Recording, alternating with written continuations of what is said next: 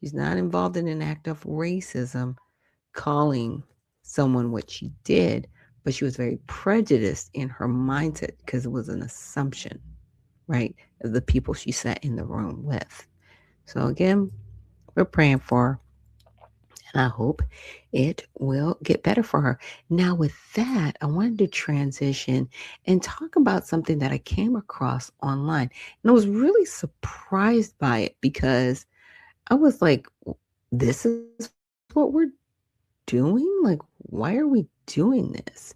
And then I had to get a little bit more background on it. So apparently, Jasmine Crockett has decided that she's not going to attend the State of the Union address that's going to happen this week. She says, we will not sit by and allow Trump and his administration to continue using fear to divide us and distract from the fact that they're stealing from working people to line their own pockets.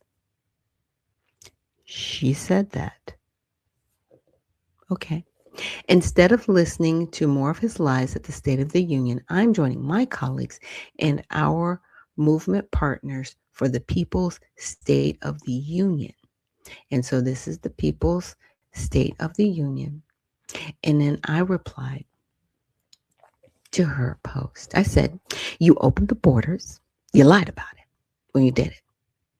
You forced men into female spaces and told children to mutilate themselves to be happy. She did all that. 10 toes down. She did all that. Stop it. You have no policy to fix the country. Also, members of Congress are lining their pockets. Stop it.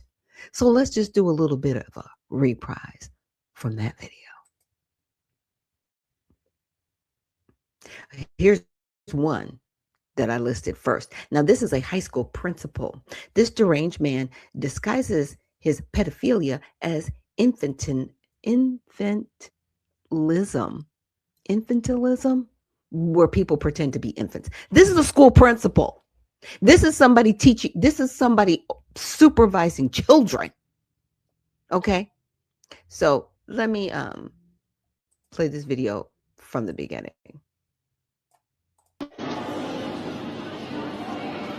And he's filming himself, by the way. He's a grown man. Outside, filming himself. This is the kind of man who feels entitled to use a women's restroom. This behavior is called infantilism, and it used to be considered a psychological disorder, but now it's essentially a sexual identity. And as we all know, we are expected to respect this man's desire to wear a diaper and drink from a baby bottle in public. So in an effort to not get banned from social media, I'm just going to remind parents out there that if you see someone like him going into a women's restroom with your daughter, you cannot be a good parent from a prison cell. Yeah, so that's one. Right. Okay. Now, I just wanted to also remind Senator Crockett, because she's talking, they're stealing from the American people and lining their pockets. Are you sure about that? Because members of Congress are doing it too. Now, Senator Richard Blumenthal, top in trading volume and profits, 406 trades, netting around $80 million. Some sources cite 79.83 million to 85 million in total volume, trade volume, with high personal gains emphasized. This man doesn't have a job. He's working in Congress. How is he making $85 million? Because it's called insider trading, which no one in Congress will fix. And how dare you?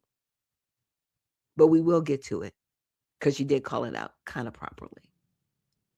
But y'all are doing it too. And you've been doing it. And this is the problem that people have with Washington. Everybody's lining their pockets.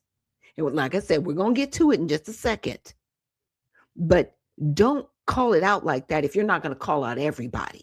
Do you know what I'm saying? Like, I have more respect for you if you say, yeah, members of Congress are doing it too, along with this administration. I'm okay with that. What I'm not okay with is this. See, they're not helping you. You're not helping us. What policies have you written to stop men from going in women's bathroom and being in women's sports? None. You stand 10 toes down and you support it. And I have you on camera saying it. I don't have it here today. Maybe I'll bring it up on Tell It All Tuesday. But ma'am, it's sad. Now, Representative Tan Sauzi highlighted for a strong performance with a reported 35% portfolio return in 2025, outperforming the S&P's 16.8%. What? Because, and that's Standard & Poor's, because he's trading inside. Let's check out this video. I played it for you guys last week, but let's just do a little recap.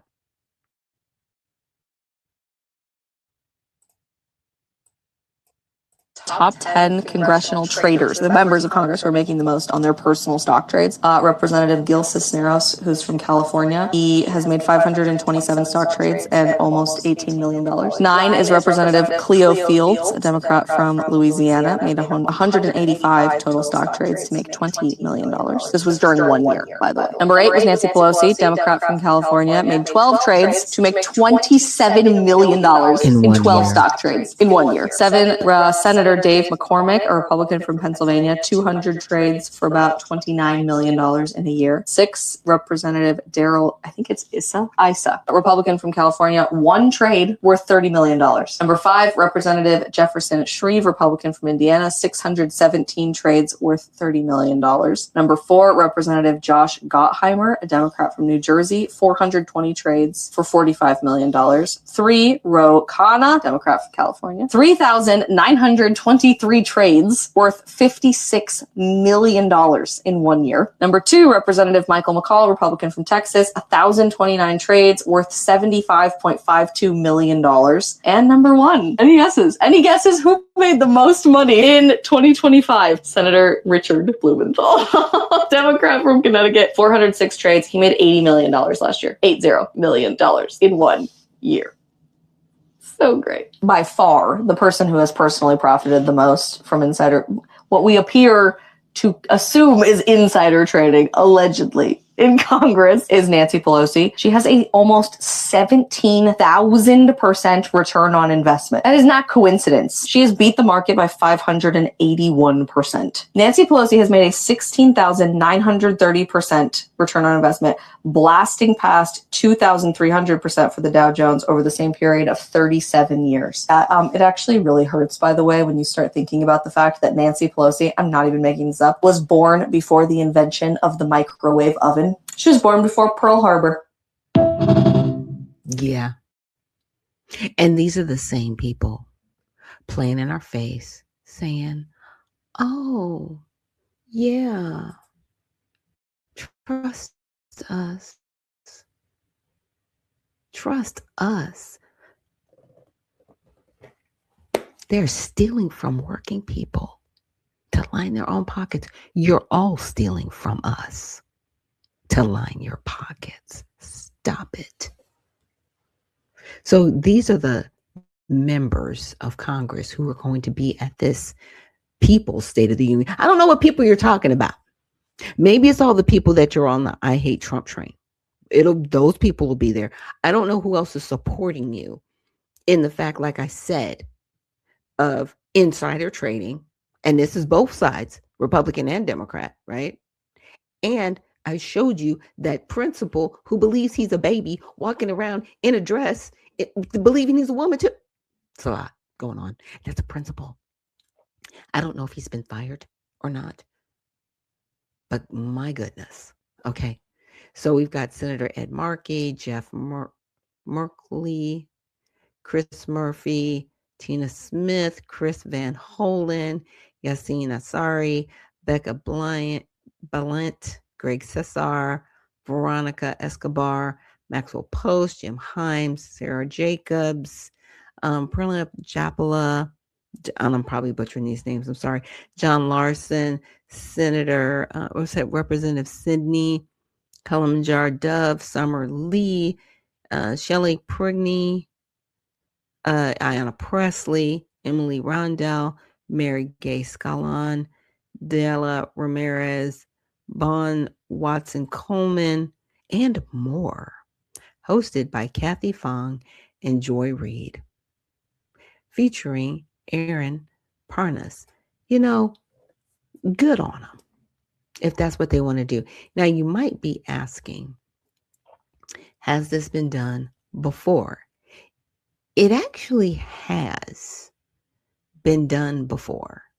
So this isn't the first time that people have declined to attend the State of the Union address. And I had to look it up because I was like, I know it's happened more than once, because they wouldn't be doing it if they were the first ones like this, if that makes sense.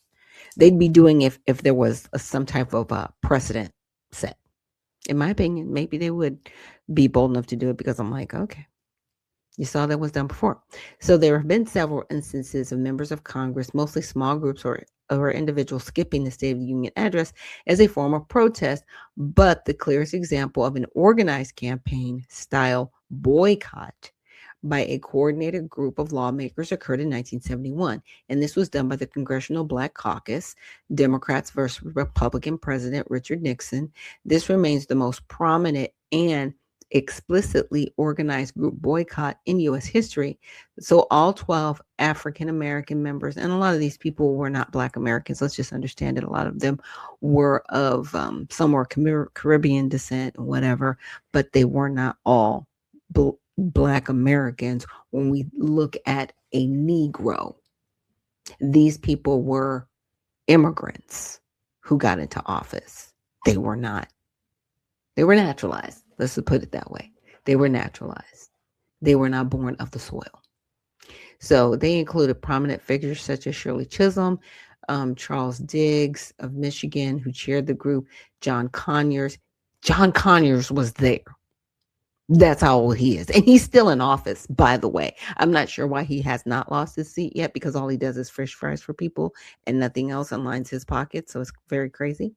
Ron Dollums, Augustus Hawkins, Bill Clay, and others. The reason President Nixon had repeatedly refused requests from the CBC to meet and discuss issues affecting Black Americans, including civil rights, economic inequality, and administration policies, the group saw as disregarding their constituents. The CBC viewed this as a snub and a sign of broader disregard. So on the day of Nixon's State of the Union address, the members stayed away from the joint session of Congress. One member, Representative Bill Clay, publicly stated something to the effect, "We now refuse to be part of your audience. It is the first organized boycott of a presidential address to Congress by sitting House members." Okay. So the impact, the action received widespread national media coverage and was seen as a bold public statement that elevated the CBC's visibility early in its existence. Nixon eventually agreed to meet with the group on March 25, 1971. At that meeting, the CBC presented a detailed list of 60 recommendations on issues like voting rights, housing, healthcare, and employment for Black communities. That's interesting because this is done in 71. Didn't we get the Voting Rights Act solidified in 1965? Did I miss something? Bueller? At this point, we have the Office of Civil Rights that nobody knows about, but is getting paid, you know what I'm saying, to keep the lights on. Millions of dollars a year that Black people don't even know about. You're not fighting for that. You're not talking about that, but you're talking about voting rights. Okay. So contemporary reports describe it as the largest known boycott of State of the Union up to that point. It set a precedent for using absence from the address as a high-profile protest tactic. Okay, so here are some other notable addresses. 2018, at least 4 House Democrats, Frederica Wilson, Pamela Jampala, skipped over Trump's reported whole country's remarks. Okay, so they didn't attend. And in 2020, at least 10 House Democrats, Alexandria Cortez, Ayanna Pressley, and Maxine Waters, boycotted on the eve of Trump's impeachment acquittal vote. So Republican examples, most individual or very small actions, such as Doug Lamborn, Colorado, boycotting President Obama's 2012 address, over policy disagreements or a handful of Republicans skipping President Clinton's 1999 address after his impeachment. No large-scale coordinated Republican campaign matching the 1971 scale appears on record. So they were just mad, but they weren't doing anything. You know what I'm saying?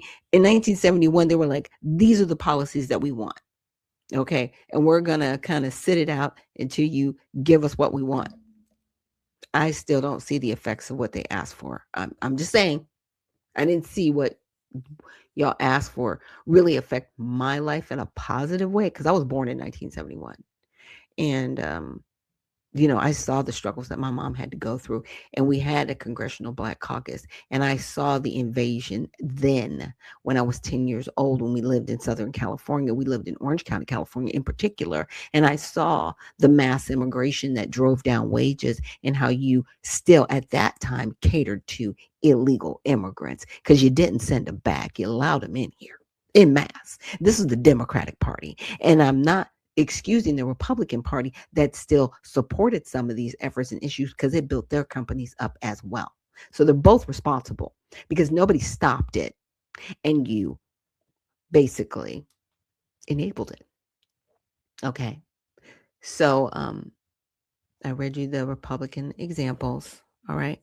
Now in 2026, in the lead up to the State of the Union address scheduled for tomorrow, right, the 24th, a group of a dozen Democrats, including several senators and House members, publicly announced they would skip the address and attend alternative People's State of the Union rallies on the National Mall organized by progressive groups. This is another coordinated protest effort by Democrats, though smaller than 1971. Wow. So that's interesting. So this is still smaller than 1971. So we'll have to see. Now, boycotts are rare and usually symbolic. Most members still attend regardless of party. The 1971 CBC action stands out as the clearest historical case of a true organized campaign by members of Congress to collectively not attend.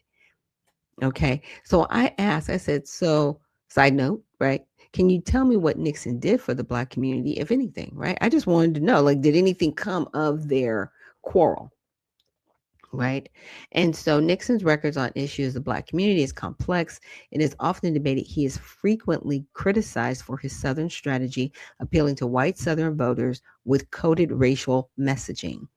Opposition to busing for school desegregation, support for law and order, policies seen as targeting Black activism, and private racist remarks captured on tapes. The war on drugs he launched, he also been, okay.